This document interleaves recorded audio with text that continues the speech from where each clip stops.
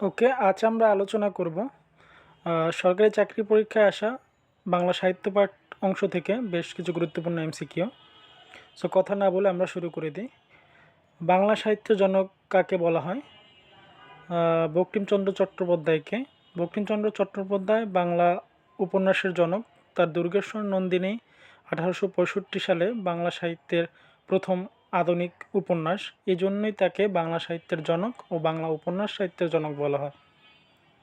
আমার ভাইয়ের রক্তে রাঙানো 21শে ফেব্রুয়ারি গানটির রচয়িতাকে? উত্তর, আব্দুল গফ্ফার চৌধুরী। 1952 সালের ভাষা আন্দোলনের স্মরণ করে রচিত এই অমর গানটি লেখক আব্দুল গফ্ফার চৌধুরী, সুর করেছেন আলতাফ মাহমুদ। এটি এখন বাংলাদেশের 21শে ফেব্রুয়ারির প্রতীকী সঙ্গীত। মেঘনাদ বধ কাব্য কোন ধরনের রচনা? এটি একটি মহাকাব্য। মেঘনাদ বধ কাব্য 1861 মাইকেল মধুসূদন দত্তের রচিত বাংলা সাহিত্যের আধুনিক মহাকাব্য। এটি রামায়ণের কাহিনীভিত্তিক হলেও মানবতার দৃষ্টিভঙ্গিতে লেখনীয়। সোনার তরী কার কাব্যগ্রন্থ? উত্তর, রবীন্দ্রনাথ ঠাকুর। সোনার তরী 1894 সালে রবীন্দ্রনাথ ঠাকুরের অন্যতম বিখ্যাত প্রতীকধর্মী কাব্যগ্রন্থ। এতে জীবনের অস্থিরতা, পরিত্যাগ ও আত্মসমর্পণের ভাব প্রকাশ পেয়েছে। নাম্বার 5, বিদ্রোহী কবিতার কবিকে? বিদ্রোহী কবিতার কবি কাজী নজরুল ইসলাম। 1922 সালে লেখা বিদ্রোহী কবিতা কাজী নজরুল ইসলামকে জাতীয় কবির মর্যাদা দেয়। এটি স্বাধীনতা, প্রতিবাদ ও মানব মুক্তির প্রতীক। রূপসী বাংলা কার কাব্যগ্রন্থ? জীবনানন্দ দাশ। রূপসী বাংলা জীবনানন্দ দাশের কাব্যগ্রন্থ, যেখানে বাংলা প্রকৃতি ও স্বপ্নময় রূপকে কবি রোমান্টিক ও বিষণ্ণ চেতনার চিত্রায়িত করেছেন।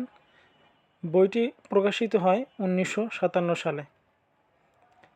গীতাঞ্জলি কোন সাহিত্যিকের রচনা? উত্তর, রবীন্দ্রনাথ ঠাকুর। গীতাঞ্জলি 1910 সালে কবিতার